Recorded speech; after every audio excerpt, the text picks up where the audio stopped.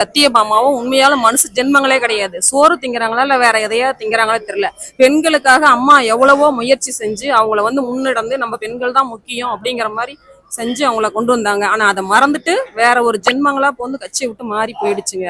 அதுங்களுக்காக கண்டிப்பா இன்னும் இப்ப அவங்களுக்காக உழைச்சவங்க கட்சியிலே தான் இருக்கிறாங்க. ஆனா அவங்க போயிட்டாங்க.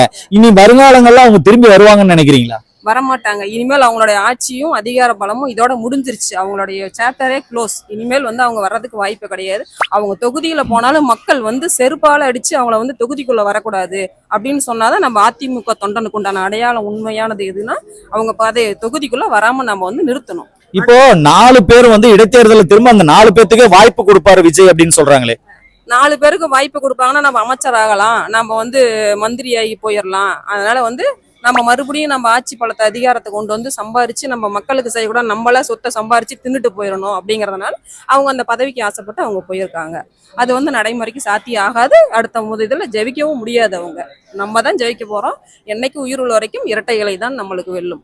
4 எம்எல்ஏக்கள் அதிமுகவுல இருந்து ராஜினாமா பண்ணிருக்காங்க. அவங்க ராஜினாமா பண்ணது இல்லாம தாவேகாவுல போய் இணைஞ்சிருக்கிறாங்க. இத நீங்க ஒரு மகளிரணி நிர்வாகி எப்படி பாக்குறீங்க?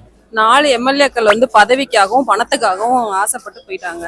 ஆனா அடுத்த இடைத்தேர்தல் வந்தாலும் அவங்க கண்டிப்பா ஜெயிக்கிறதுக்கு வாய்ப்பு இருக்காது. அதிமுக தொண்டர்கள் நம்மள மாதிரி இருக்கிறவங்க எல்லாம் இருக்கிற வரைக்கும், இறுதி மூச்சு இருக்கிற வரைக்கும் நம்ம தான் ஆட்சி அமைக்க போறோம். இன்னும் வருங்காலத்திலயும் நம்ம முதல்வர் தான் எடப்பாடியார் தான் வரப்போறாரு. அவங்க பணத்துக்காக ரொம்ப சில்லறத்தனமா போறவங்க போட்டோம். நம்மளுக்காக உழைக்கிறவங்க நம்ம அடிமட்ட தொண்டர்கள் இருக்கோம். எவ்வளவு தூரம் நம்ம கஷ்டப்பட்டு ராத்திரி பகலா உழைச்சி அவங்கள ஜெயிக்க வச்சோம். ஆனா அந்த நன்றி உணர்வு கூட இல்லாம நன்றி மறந்து அவங்க போயிட்டாங்க. நன்றி.